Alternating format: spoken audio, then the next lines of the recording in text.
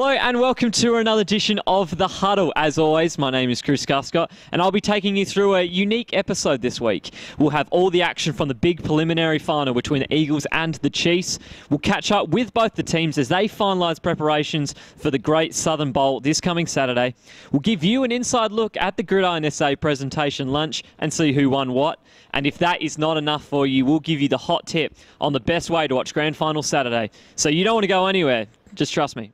We will start with the highly anticipated clash between the Adelaide Eagles and the South Sydney Chiefs in the prelim final. South Sydney fans do not want reminding of the last time these two teams met in a final, as the Eagles took home the trophy last year in a ruthless thrashing.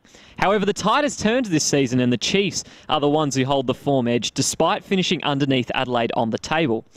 Eagles have not been able to defeat the Chiefs in their 3 meetings this season, and with a young quarterback at the helm, they could be in for another loss. Yet Adelaide wasn't the only team with quarterback worries, as star Mark Rusby was still not 100% healthy from a leg injury that had him sidelined for over a month. This left fellow rookie Simon Whitehead to lead his team into battle. These matches are always close and exciting, so let's get straight into it. So here we go, the highly anticipated preliminary final between the Chiefs and the Eagles. Both teams playing for their seasons. We start in the first quarter. Very first play, and the speed option is already going to be working to plan for the Eagles. Holman flicks it out to Nolte. He'll make the most of the green grass in front of him. Easy first down. He trucks Atkinson. There will be a flag down on the play for holding, and the Eagles will be forced to take it all the way back. Not a great start for them. 2 plays later on 3rd and 14, however. Holman in the gun gets time to step up in the pocket and finds Jack Nelligan in the slot, deep downfield for the first down. Massive play to keep the chains moving. Next play on first down. Adelaide back to the speed option as Holman opts to take it himself, and I think it was the right call. The big quarterback making a cutting run into the secondary. He'll pick up some serious yardage. Now just outside the red zone. Now 3rd and 8. Still pressing, and here they go again. The Chiefs unable to contain the running game early as Nolte finds paddocks of space to work with downfield. Atkinson brings him down inside the 5. 2 plays later, and the Eagles will get their due reward for their solid drive. Holman keeps it himself, gets tackled into the end zone for the first score of the game. Convincing opening drive, making light work of the Chiefs, and is now 6-0 lead. Ensuing drive, 2nd and 9. And the Chiefs, they will not get the same sort of results. Matt Francisco receives the handoff and gets stuffed by Ben Sauli and Tamani Seve. Hard tackle for a loss. 3rd and out, they're forced to punt. Later on in the quarter, 1st and 10. And James Braza will have none of it. It's not easy to take Holman down, yet Braza does it with force as he stuffs the speed option. Eagles would punt away. 2nd quarter now. 3rd and 4 on a new possession. And here's something you don't see every day. Eagles will run the end around through none other than their star linebacker Tamani Seve, and he has the speed to make the Chiefs defense burn. He blows straight past defenders to tear his way into Chiefs territory, eventually brought down in the end zone, not before he finishes a 55-yard run. Now 3rd and 1. Holman will take it upon himself to get the yard needed, but Josh Francisco is all over him and will shut him down short of the first down, leaving the Eagles with a 4th and short to make. Next play on 4th down. Holman's attempt to scramble again is brought to a halt by the Chiefs defense. Massive play to force the turnover on downs, and South Sydney remains within just 6 points. First play following the turnover, and the Chiefs will turn it over themselves when Matt Francisco drops a pass which was ruled to be backwards, which is called a fumble, recovered by Tony Townley of the Eagles. Tight call to make, and Adelaide, they will get another shot at the end zone. Now 2nd and goal. Holman will have time to float this one into the end zone for Davidson to take with outstretched arms. Terrific catch in the back corner to double Adelaide's lead to 12 in the 2nd quarter, and the Eagles are the ones making all the running in this one. South City in serious trouble of letting this one slip away.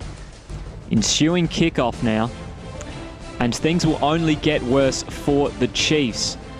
Will Merton receives the flat kick at around the 11-yard line. He'll get some decent yards.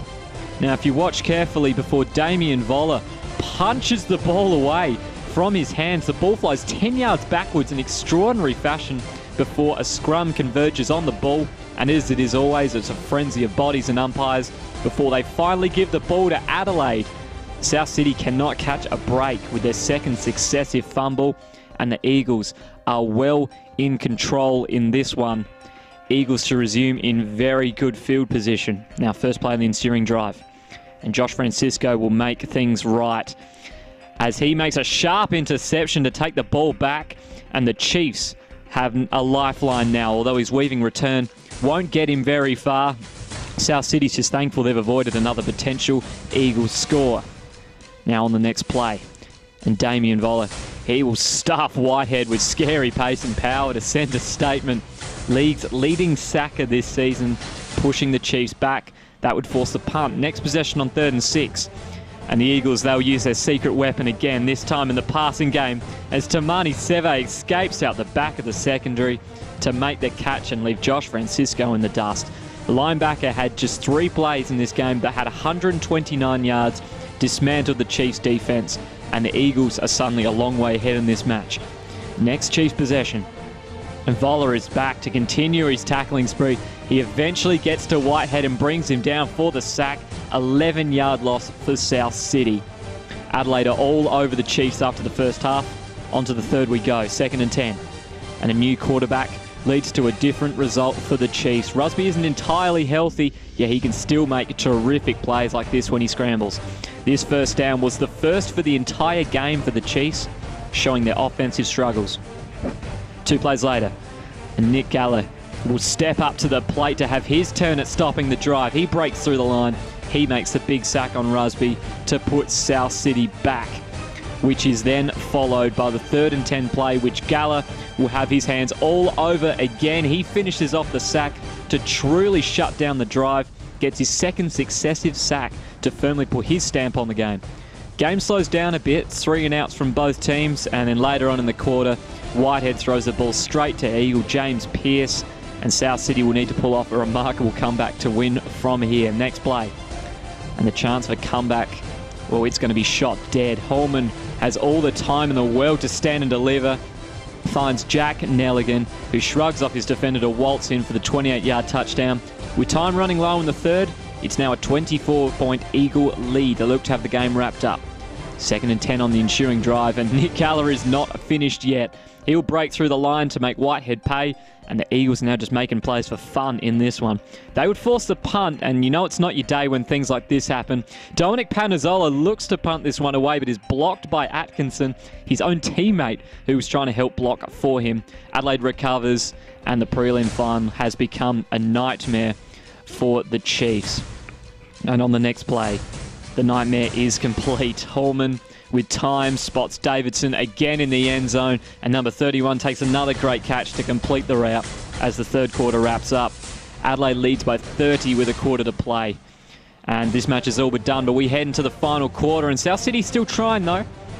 Whitehead checking down to Matt Francisco, and he will do the rest with some magic footwork that is very, very pretty to watch. Makes a big gain out of nothing to get his team inside the Eagles' half. See if they can try to build a drive and maybe some offense. Next play.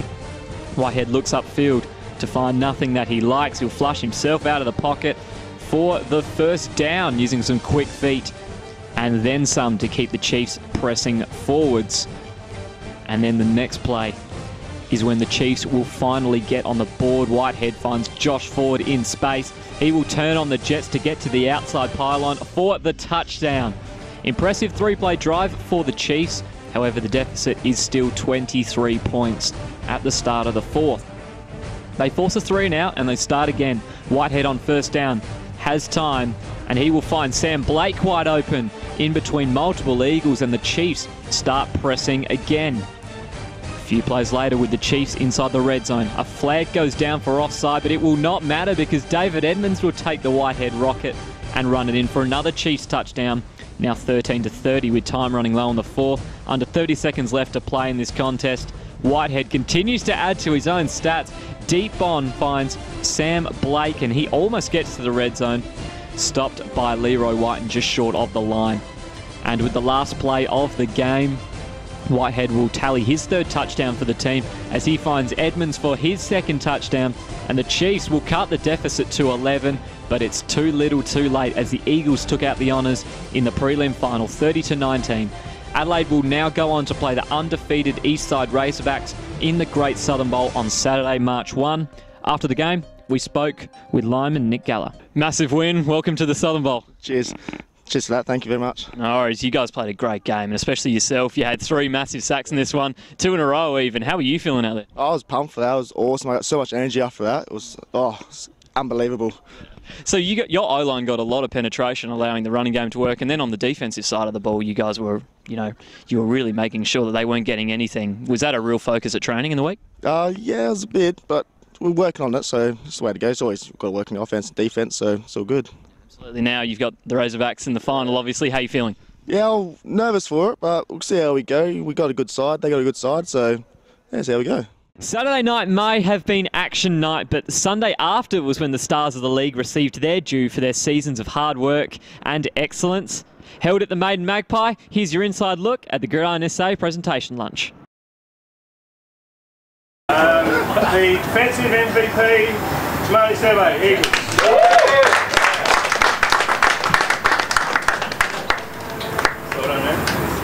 Here with defensive MVP Tamani Seve. First of all, congratulations. Did you see it coming?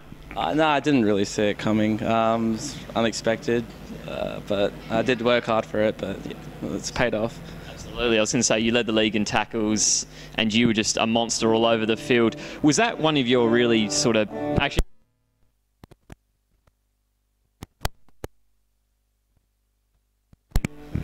that's right. I'll just ask the same questions pretty much, so yeah. All right. Okay, so here with defensive MVP Tamani Seve. First of all, congratulations. Did you see this coming at all? No, I didn't really see it coming. It was unexpected. But yeah, I worked hard for it and I guess it has paid off, so pretty much, yeah. So you led the league in tackles, absolute monster on the field all year. Was that something you focused on, particularly, working on your tackling? Yeah, training, we're always working on tackling, especially with angles. It's the most important thing about tackling and breaking down. But yeah, it just becomes second nature once you get used to it. So now, and on top of that, you're now in the Great Southern Bowl. You've got the Razorbacks this week for the final. How are you guys feeling ahead of that? We're feeling pretty excited. The Chiefs game was a pretty good indication for how strong we are as a team, and hopefully we can pull it off. So. Coach of the year, Dwayne Merritt.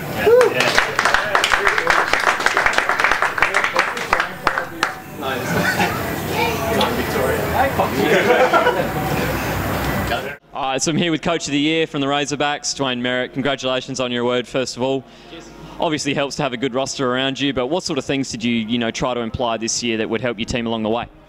Just to bring a bit our history. It's like I've got a good relationship with Coach Liebrance and Coach Jaeger from previous times. I'm cut from that cloth, and I bring in a little bit, bring that and just instill a little bit more of a structured training and what worked for me as a player, and try to give our players the best chance to succeed through that. Absolutely. Now, your team's in the Great Southern Bowl. This is going to be a big occasion for you guys, still undefeated. Is there pressure on you now being the favourite going into this game? It's a little bit of pressure, but it's about playing well and leaving our best chance to give our last games our best performance. So it's a little bit of pressure, but it's more nervous than anything. The excitement to get kickoff on the way, and it's just another football game once kickoff is. Most valuable player for the season 2013 from the Spartans, Andrew Stevens. Here with League MVP Andrew Stevens. Obviously, firstly, congratulations. Was this a surprise to you at all? Yeah, a little bit. I mean, I guess, obviously I've played pretty well this year, so thought I was in the running to win some awards. So yeah, it's good. I was going to say, so you offensively and defensively were, terrific this year. Was that, did you put extra focus in on your positions this year, or was it just something that came naturally to you, I suppose? I guess it's hard being the coach as well. I've obviously got to spend a lot of time outside of club trainings, working on my own game and that, which obviously I do. So, yeah, I obviously feel it's reward for the hard work I've put in. So that's great. All right, finally, obviously you had a terrific year, but disappointing end to the season for the Spartans. What are you guys looking to improve for next year? Yeah, definitely. Obviously last year we made finals and this year we didn't. So, yeah, we need to step that up.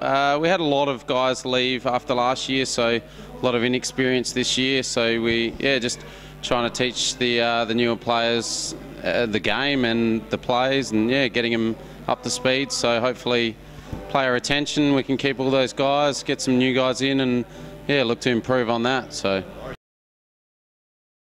The Great Southern Bowl is fast approaching, and with plenty of hype around the big match already building to fever pitch, we caught up with Razorback safety Taylor Berrington at the start of the week as we shone the Huddle spotlight. All right, it's here with Taylor Berrington. First of all, congratulations on your All-Star selection, man. Must be a good reward for the effort you put in this season. Thank you very much, Chris. Yeah, it was good to come over here, get another season in, learn as much as I can. Get to play South Australia football as well, now that Victoria's done, so yeah. Of course.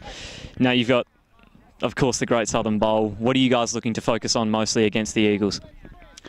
I mean, on the whole, they're a very talented team. They run their option pretty well, so that's probably one of the things we're going to be cluing on mostly. They also have a quarterback who can throw a very deep ball, so that's going to be our next sort of step to watch. Yeah, of course. You guys confident? Confident, yes, but definitely not cocky. They're a team that proved that they could beat us last time. We were lucky to escape with a draw. So we just have to be on our toes all game and expect the unexpected. We then caught up with Eagles defensive linchpin Jesse Whiten to discuss where Adelaide was sitting ahead of the big game. All right, Jesse, huge week coming up, but obviously you guys must be feeling confident coming off a big win against the Chiefs. Yeah, it was a good win. Our defence played lights out.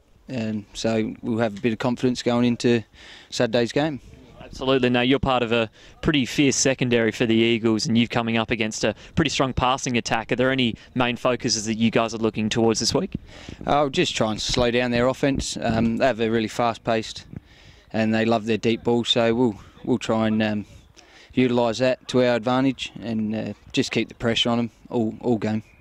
Say, do you reckon that it's going to be a factor that the Razorbacks might potentially, they've only really played one serious game within about 6 weeks of football, where you guys have come off a pretty heavy week. Do you reckon that's going to play a factor? Yeah, it should. We should have a bit of momentum going in. It's a bit unfortunate for them that they haven't played in so long. We were lucky to get the heat allocation round, so that gives us a bit of momentum, but I'm sure they'll come out prepared for a fight. So absolutely. You guys confident? Yeah, well, as confident as we can be, but we know we can't underestimate them, so we'll come out fighting. So with the big game so close now, you're obviously expecting a preview, right? Well, instead of having our weekly preview here on the Huddle, we're giving you a double dose live on the Great Southern Bowl pre-game show, proudly sponsored by Pure Elite Supplements. This is the first time anyone in Australia has done a pre-game show for Australian Gridiron game, and we're doing it big. We'll have special guests and analysis from myself and Huddle favourite Heath Thomas, so you can be in the loop before the big game. This will be on Allsports Online Network TV on YouTube at 6 p.m, so don't miss that one. And then keep your computer locked on that channel, because the Great Southern Bowl will be live streamed to you, every play with not a moment missed. This match will start at 7:30, so keep your Saturday night free, because it's going to be massive. Thank you very much for joining me on this episode of The Huddle. Make sure you're jumping onto Allsports Online Network for your sporting fix, and make sure you're at City Mazda Stadium for the Great Southern Bowl. Until next time, catch you around.